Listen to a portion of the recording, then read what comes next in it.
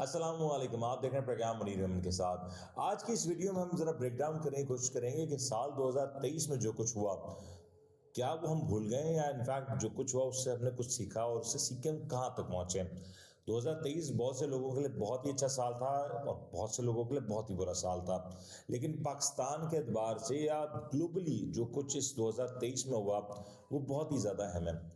سب سے پہلے میں اس ویڈیو کو شروع کرنے سے پہلے اپنی آج کی ویڈیو کو ڈیڈیکیٹ کرنا چاہوں گا فلسطین کے ان معصوم بچوں کے لیے، لوگوں کے لیے، خواتین کے لیے جو اس وقت بھی جنگ کی حالت میں موجود ہیں۔ اور 2023 کا سال چاہے کسی کے لیے اچھا گزرا ہو، کسی کے لیے برا گزرا ہو، لیکن فلسطین کے ہمارے بھائیوں اور بہنوں کو ہمیں اس لمحے نہیں بھولنا۔ ویڈیو شروع کرتے ہیں، ذرا بات کرتے ہیں پاکستان کی۔ پاکستان کے لیے جو 2023 کا سال رہا وہ بڑا ہی ہنگامہ خیز رہا، بلکہ مزے کا خیز رہا۔ رولر کوسٹر رائڈ کی طرح کبھی اوپر تو کبھی نیچے، انفیکٹ زیادہ تر نیچے ہی رہا، کہیں نہ کہیں پھر بعد میں آ کے اس میں اسٹیبلٹی ضرور آئی، لیکن عجیب و غریب سال رہا۔ اس کا بریک ڈاؤن کریں تو اس میں فائنینشلی جو پاکستان کی صورتحال رہی، پھر پولیٹیکلی جو کچھ پاکستان نے سفر کیا، اس حوالے سے بات کرتے ہیں۔ سب سے پہلے بات کرتے ہیں پاکستان کے معاشی کرائسس کی، اور اس میں سب سے پہلی چیز جو آتی ہے وہ الیکٹریسٹی کرائسس تھا۔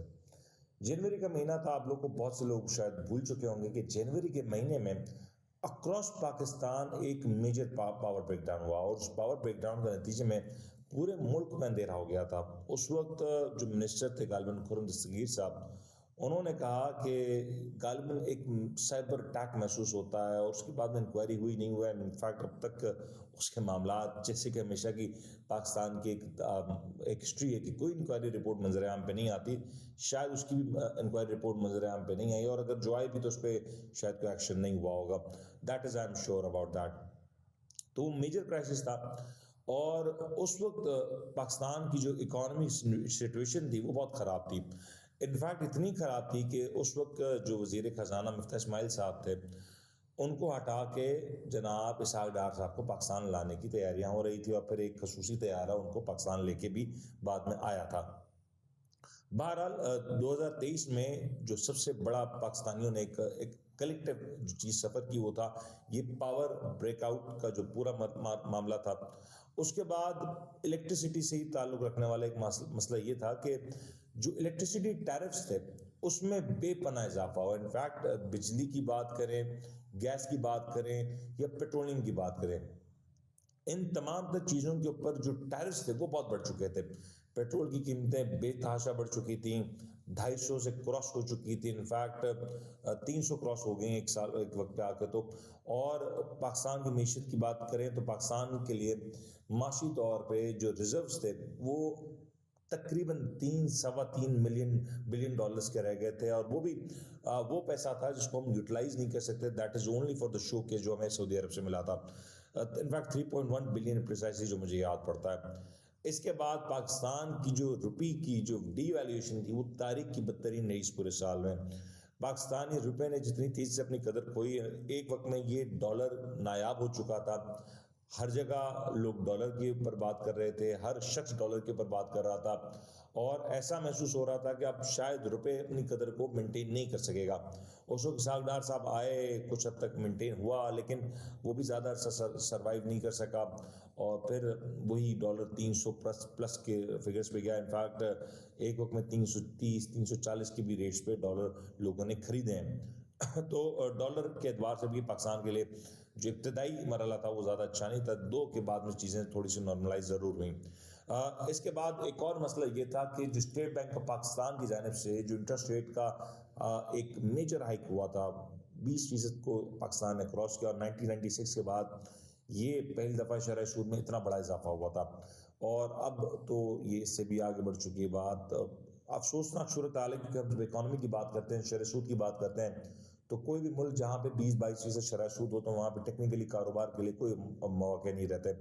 لوگ اپنا پیسہ سیونگز اکاؤنٹ میں ڈال دیتے ہیں، اور پھر وہاں سے ہی وہ اپنے پروفٹس کو مینٹین کر رہے ہوتے ہیں، اور اسی سے اپنی زندگی گزار رہے ہوتے ہیں۔ پروفیٹیبلٹی کی جہاں تک بات آتی ہے، پھر وہ بزنس کی پروفیٹیبلٹی اور اس کے رسک فیکٹر کو منیمائز کرنے کے لیے سارا کچھ یہ کام ہو رہا ہوتا ہے۔ انفیکٹ انٹرسٹ ریٹ انکریز کرنے کا ایک بڑا مقصد بھی یہ ہوتا ہے کہ اکانومی کو سلو ڈاؤن کیا جائے، امپورٹس کو روکا جائے، اور دیگر معاملات ہوتے ہیں جہاں پہ آج ہمیں نظر آ رہا ہے۔ اس کے بعد ہم نے دیکھا کہ ڈالر بھی تھوڑا سا نیچے کی طرف آیا، انفیکٹ اب تو ڈالر 280 کے آس پاس نظر نظر آ رہا ہے. روپی اسٹرینتھن ہوا اور پاکستان میں صورتحال معاشی طور پہ کچھ اسٹیبل ہوئی ہیں. یہی وجہ ہے کہ ہم نے دیکھا کہ پیٹرولیم مصنوعات کی قیمتوں میں بھی کچھ اب کمی آئی ہے. بہرحال الیکٹرسٹی ٹیرفس یا گیس ٹیرفس میں بتدریج اضافہ ہے اور وہی جاری نظر آتا ہے. دوسرا ایک میجر انسیڈنٹ یہ ہوا کہ پاکستان میں جب یہ ساری مہنگائی ہو رہی تھی تو فرسٹ کوارٹر میں ہی ہم نے دیکھا کہ لوگوں نے اپنے باقاعدہ طور پر بجلی کے بل پھاڑ دیے تھے. اس وقت حکومت نے اس کو نلیفائی کرنے کے لیے کام یہ کیا کہ جو مارکیٹ کے ٹائمز تھے اس کی تبدیلی رد و بدل کی بات کی تاکہ لوگ کہیں نہ کہیں ڈائیورٹ ہو جائے ان کی اٹینشن اور لوگوں کے بجلی کے بل کسی حد تک کم ہو جائے تاکہ ڈے ٹائم میں کاروبار ہو تو رات میں کام نہیں ہوگا, بجلی کے بل کم آئیں گے تو لوگوں کا جو غم و غصہ ہے وہ تھوڑا سا کم ہو جائے گا. خیر وہاں بھی حکومت کو ایک سیٹ بیک ہوا اور پھر وہاں پہ ایک اور پنڈورا باکس کھل گیا کہ جو فری الیکٹریسٹی دی جاتی ہے وہ ایک معاملہ نکل کے سامنے آیا جس کے بعد میں حکومت کے لیے بڑا پریشان کن بنا. اس کے بعد پاکستان میں یہ جو کچھ ہو رہا تھا, ایک اور چیز بڑی انٹرسٹنگ ہو رہی تھی, وہ تھی پاکستان کی پولیٹیکل سچویشن. فرسٹ کوارٹر میں ہی خان صاحب نے اس بات کا اعلان کر دیا تھا کہ وہ کے پی کے اور پنجاب اسمبلیز کو جو ہے وہ تحلیل کر دیں گے. کے پی کے اور پنجاب اسمبلی کا معاملہ اتنا شدت اختیار کر گیا تھا کہ اس وقت یہ کہا جا رہا تھا کہ ونس کے پی کے اور پنجاب اسمبلی ڈیزالو ہو جاتی ہیں تو پاکستان میں الیکشنز کرانا مجبوری ہو جائے گی اور اس کے بعد الیکشنز کے بغیر کوئی رستہ نہیں ہوگا. انفیکٹ اس وقت چیف جسٹس پاکستان جو عمر عطا بندیال صاحب تھے, ان کا ایک بڑا واضح آرڈر بھی تھا کہ مئی میں الیکشنز ہو جانے چاہیے پنجاب کے حد تک, اور کے پی کے معاملات کو بھی انہوں نے ہائی لائٹ کیا تھا. بہرحال وہ الیکشنز نہیں ہوئے. اس کے بعد 9 مئی کا ایک واقعہ ہوا, وہاں ایجیٹیشن بڑھتی رہی, پولیٹیکل انسٹیبلٹی آئی اور 9 مئی کے واقعے نے تمام تر صورتحال کو تبدیل کر دیا. وہاں پہ جو 9 مئی کا واقعہ ہوا, اسی واقعے کے نتیجے میں تحریک انصاف کو میجر لاس ہوا. تحریک انصاف بکھر گئی. تحریک انصاف کی تقریباً لیڈرشپ یا تو وہ چھپ گئی یا پھر وہ ان کو گرفتار کر لیا گیا. اور وہیں سے ہمیں 3 MPO والی اصطلاح بھی کافی زیادہ سننے میں نظر آئی.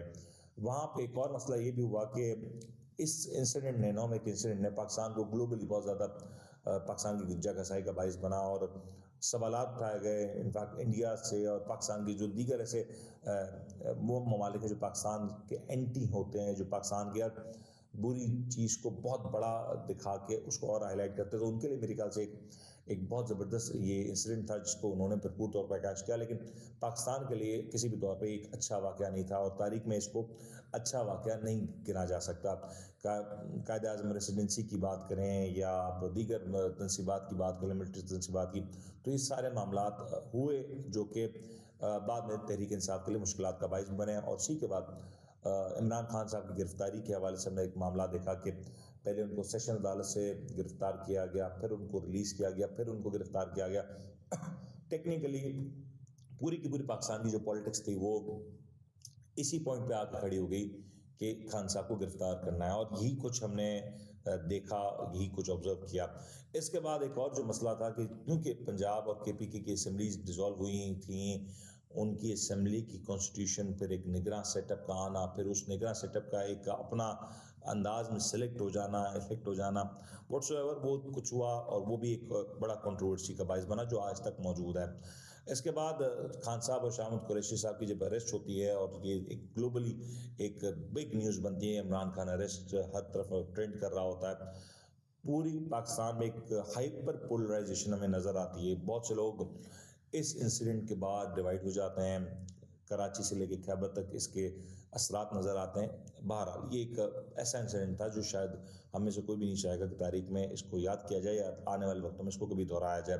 اس کے بعد ایک اور بڑی انٹرسٹنگ اپڈیٹ یہ تھی کہ پاکستان میں ایک لانگ اویٹیڈ ویلکم ہوا میاں محمد نواز شریف صاحب کا. نواز شریف صاحب کی آمد کے حوالے سے کافی زیادہ معاملات تھے کہ میاں صاحب وطن واپس آئیں گے اور کب آئیں گے اور کب نہیں آئیں گے. بہرحال وہ اپنے بھائی کی حکومت پہ تو نہ آئے, لیکن جیسے ہی حکومت مکمل ہوئی تو کچھ ہی عرصے بعد میاں صاحب نے پاکستان وطن واپس آنے کا ارادہ کیا. اس کے ساتھ ہی پاکستان میں ایک اور میجر چینج یہ بھی تھا کہ پاکستان کے جو چیف جسٹس تھے عمر عطا بندیال صاحب, ان کا ٹرم مکمل ہوا اور جناب جسٹس قاضی فائز عیسی صاحب نے چیف جسٹس پاکستان کا قلمدان سنبھالا, جو آج بھی چیف جسٹس پاکستان کے طور پہ ہمیں ایکٹیو نظر آتے ہیں. جی قاضی فائز عیسیٰ صاحب نے تاریخی فیصلے کیے، کورٹس کو اوپن کر دیا، لائیو کر دیا، لوگوں نے پہلی دفعہ کورٹ کی سماعت دیکھی، کورٹ روم کا ماحول دیکھا، یہ سارے معاملات قاضی فائز عیسیٰ صاحب نے مطلب عوام کے لیے اوپن کر دیا، اور ایک کہا جا سکتا ہے کہ ایک میسو سٹیپ تھا جوڈیشری کی اگر بات کریں تو وہاں پہ ہمیں نظر آیا۔ پاکستان کے لیے ایک اور بڑے انٹرسٹنگ یہ صورتحال یہ بھی تھی اس سال میں کہ اس سال میں کراس بارڈر میرجز کافی زیادہ دکھائی دیں۔ آپ کو یاد ہوگا کہ ایک خاتون انڈیا سے پاکستان آ گئیں، ایک خاتون پاکستان سے انڈیا چلی گئیں اپنے بچے چھوڑ چھاڑ کے یا واٹس ایور، پھر وہاں انہوں نے جا کے وہاں پہ اسائلم لے لیا، وہ خاتون جو انڈیا سے ہے وہ پاکستان آ گئے، تو کراس بارڈر میرج کا ایک سلسلہ بھی رہا، اور یہ کافی عرصے تک سرخیوں میں رہا۔ انفیکٹ انڈیا اور پاکستان کا میڈیا دونوں ہی ہر روز اس بات کو ڈسکس کرتا ہے، اور کئی دنوں تک، کئی ہفتوں تک اس بات کو کے اوپر چرچا بنی رہی کہ آخر یہ کیا ہوا کہ پاکستان اور انڈیا میں کوئی پب جی پہ مل رہا ہے، کوئی سوشل میڈیا پہ مل رہا ہے، کوئی اپنے ایگزسٹنگ میرج چھوڑ کے آ رہا ہے، کوئی واٹس ایور جو سچویشن تھی۔ بہرحال پاکستان کے لیے کرکٹ کے اعتبار سے یہ سال کچھ زیادہ اچھا نہیں رہا، دو کہ بابر اعظم پاکستان کی طرف سے ٹاپ سکورر ہے، شاہین شاہ افریدی پاکستان کی طرف سے ایک ہائیسٹ وکٹ ٹیکر ہے، اس سب کے باوجود بابر اعظم کی فارم اتنی بہتر نہیں تھی، لیکن انہوں نے ٹاپ سکورر کا اپنا جو اسٹرکچر ہے وہ مینٹین کیا۔ بابر اعظم کی کیپٹنسی کی، شاہین شاہ افریدی نئے T20 کیپٹن بن گئے۔ پاکستان ورلڈ کپ میں کوئی زیادہ اچھی پرفارمنس نہ دکھا سکا، اور پہلے ہی راؤنڈ سے پاکستان کو گھر کی راہ لینی پڑی۔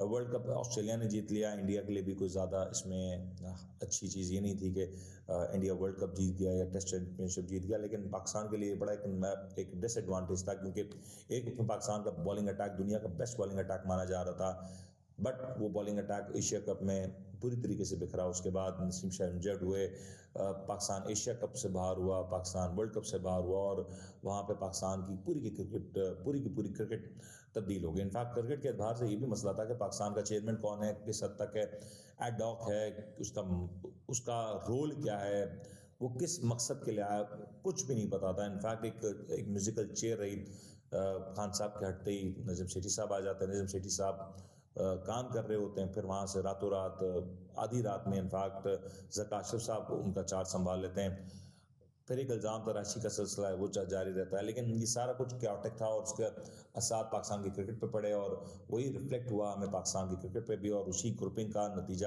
پاکستان کرکٹ کی گروپنگ میں بھی ہم نظر آیا کہ پلیئرز ڈیوائڈ ہوئے، گروپس بنے، اور پھر ہر کوئی اپنی اپنی سپورٹ کے ساتھ کام کرتا ہوا نظر آیا۔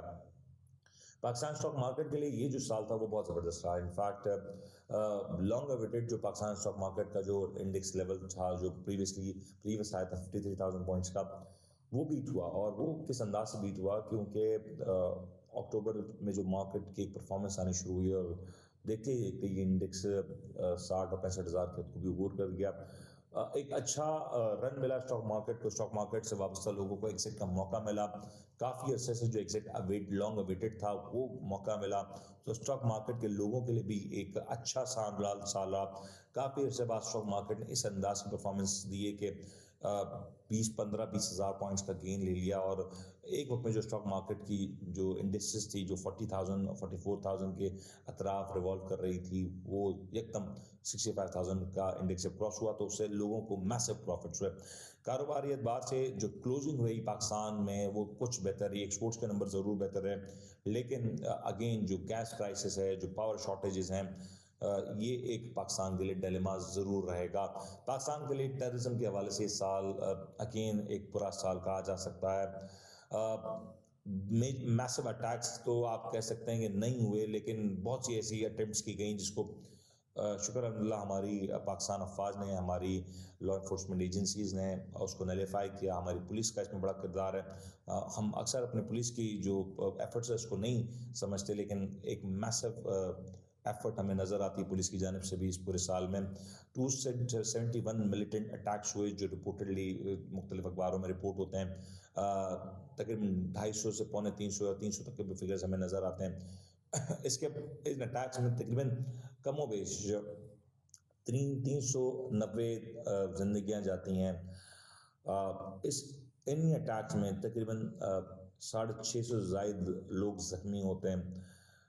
یہ سال آخری ہمیں جاتے جاتے کراچی والوں کے لیے کچھ اچھا سال نہ گزرا۔ انفیکٹ کراچی کے لیے ویسے بھی کچھ سچویشن زیادہ اچھی نہیں ہوتی کیونکہ کراچی کے میئر الیکشنز اور یہ سارے متنازع رہا. پھر اس میں ایک چیز یہ کہ کراچی والوں کے لیے جو موبائل سنیچنگ اسٹریٹ کرائم کا جو معاملہ ہے ویسے ہی رہا, لوگ لٹتے رہے اور کراچی بے بسی کی تصویر بنا رہا. کراچی والوں کے لیے آخری میں اس میں اور زیادہ ایک تکلیف دہ صورتحال یہ تھی کہ کراچی میں آگ لگنے کے تواتر سے آگ لگنے کے انسیڈنٹ سامنے آیا اور کراچی کی کئی ساری عمارتوں میں گزشتہ ایک مہینے کے اندر ہی یہ آگ لگنے کے واقعات ہوئے اور ان واقعات میں لوگوں کا اربوں روپے کا مال چل گیا. وہ لوگ جو رات محل میں سوئے تھے ان کے پاس گھر بھی نہ رہا, سایہ بھی نہ رہا, اور پھر لوگوں کے کاروبار اس میں متاثر ہوئے, گھر متاثر ہوئے, بہت کچھ متاثر ہوا, زندگیاں متاثر ہو گئیں. گلوبلی اعتبار سے دیکھیں تو رشیا اور یوکرین کی جو جنگ رہی, وہ رشیا یوکرین کا جو میٹر رہا, وہ اس تمام تر صورتحال پہ اکانومکلی, فائنینشلی اکراس دا گلوب اس تمام صورتحال کو جکڑے رکھا. اور پھر آخری میں رشیا یوکرین کا جو معاملہ ابھی سیٹل نہیں ہوا تھا کہ فلسطین اور آپ کا جو فلسطین اور اسرائیل والا تنازع ہے وہ اتنا زیادہ بڑھ گیا کہ ہزاروں جانے جا چکی ہیں اور ہیومن رائٹس کی تمام تر تنظیمیں اس وقت خاموش تماشائی ہیں.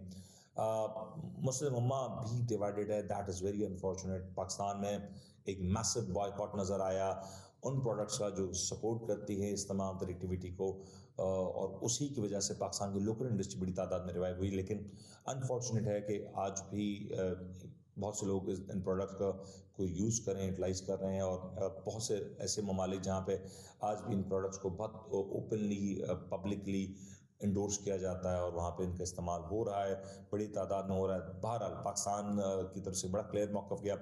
گلوبلی یہ 2 انسیڈنٹس تھے ایسے جو تمام تر صورتحال کے اوپر حاوی رہے. 2024 کا سال آنے جا رہا ہے اور یقینی طور پہ یہ بھی بہت انٹرسٹنگ ہونے جا رہا ہے. امید کرتے ہیں کہ 2024 کا سال آپ سب کے لیے بہت اچھا گزرے.